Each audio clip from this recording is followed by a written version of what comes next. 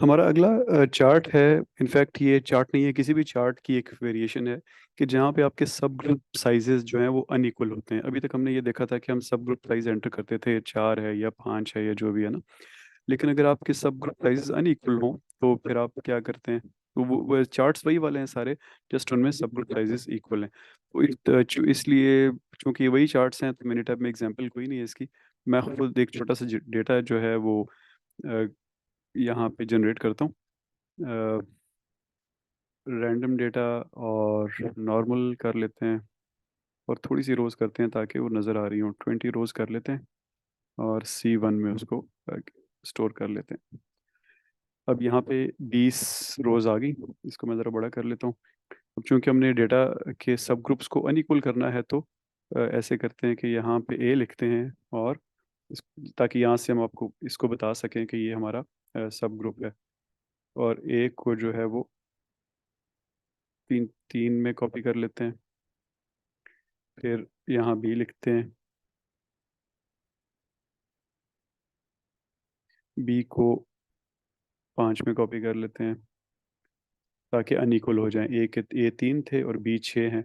इसी तरह अब सी को ले लेते हैं, सी को एक और में कॉपी कर लेते हैं तो सी मज़ीद कम हो गया। फिर डी ले लेते हैं,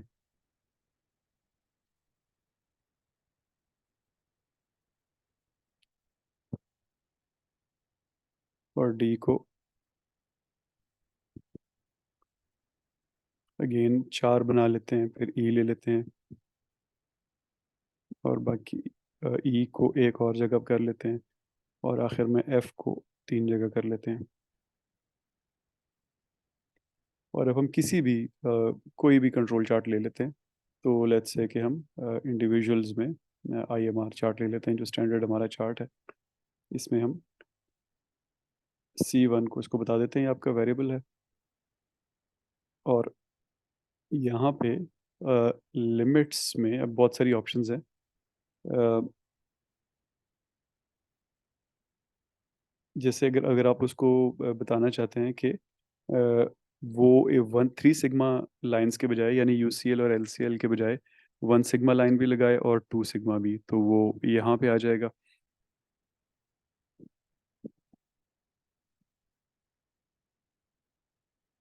इसी तरह ये टेस्ट्स वगैरह हैं। तो मैं IMR के बजाय इसको सब ग्रुप में एक्स बार, सैंपल हमारे छोटे हैं तो एक्स बार आर पे ले जाता हूँ। और यहाँ पे यहाँ ये वहाँ पे एक चीज़ नज़र नहीं आ रही थी, इसलिए मैं यहाँ पे आया हूँ। ये आप इस ऑप्शंस में देखें तो यहाँ पे आप 1 और 2 स्टैंडर्ड डेविएशन मैंने उसी तरह लिख दी।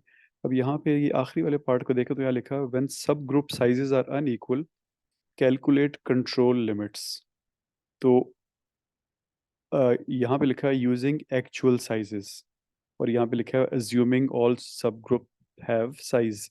तो अगर आप चाहते हैं कि इसको फोर्स करें कि चाहे बेशक सब ग्रुप साइज 2 या 3 या अलग अलग है, तो आप यहाँ यूज़ कर लें और सब ग्रुप को फोर्स कर दें। ये नॉर्मली उस वक्त करते हैं जब आपके सब ग्रुप्स में बहुत फ़र्क ना हो, 20% से ज़्यादा फ़र्क ना हो। लेकिन हमारे पास यहाँ पे कुछ जगहों पे हमने 2 बनाया है, कुछ जगहों पे 6 बनाया है, तो वो ठीक ठाक फ़र्क है। तो अब हम इसको कह रहे हैं कि नहीं, एक्चुअली जो भी सब ग्रुप साइज़ है वो इस्तेमाल करो। और सब ग्रुप में हम इसको बता देते हैं कि C2 में सब ग्रुप लिखे हुए हैं।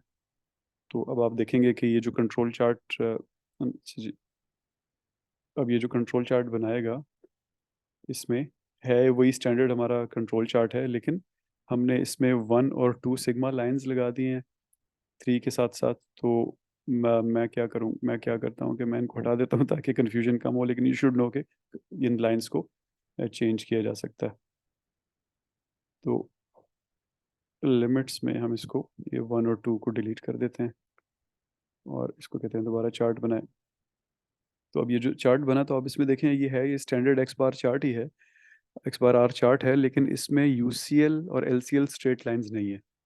हर सब ग्रुप के लिए उसने अपना एक कंट्रोल लिमिट दिया हुआ है, और ये ऑब्वियसली मीन्स हैं आपकी 2 3 जितनी भी वैल्यूज थी उनका ये मीन है, और ये उनकी रेंज है। तो इससे ये वही स्टैंडर्ड आपका कंट्रोल चार्ट है। आप एक्स बार के लिए भी कर सकते हैं, जैसे मैंने आपको बताया, एक्स बार आर एस वगैरह किसी के लिए भी कर सकते हैं। लेकिन इसमें आपको अपनी अपनी कंट्रोल लिमिट्स नज़र आएंगी, ताकि आप हर पॉइंट पे अ, उनका जो उनका अपना सब ग्रुप है उसी से उसको कंपेयर करें। तो अगेन ये एक और टाइप ऑफ चार्ट था, या वेरिएशन ऑफ स्टैंडर्ड चार्ट्स थी, जो नॉर्मली जैसे हमने शुरू में बात की थी कि आपकी majority of the requirements I M R और एक्स बार आर और एक्स बार एस से पूरी हो जाती हैं। लेकिन कुछ जगहों पे स्पेशल रिक्वायरमेंट्स आती हैं, जैसे ये उस स्पेशल रिक्वायरमेंट के लिए होगा जहाँ पे आपके सब ग्रुप साइजेस इक्वल नहीं होंगे। Thank you.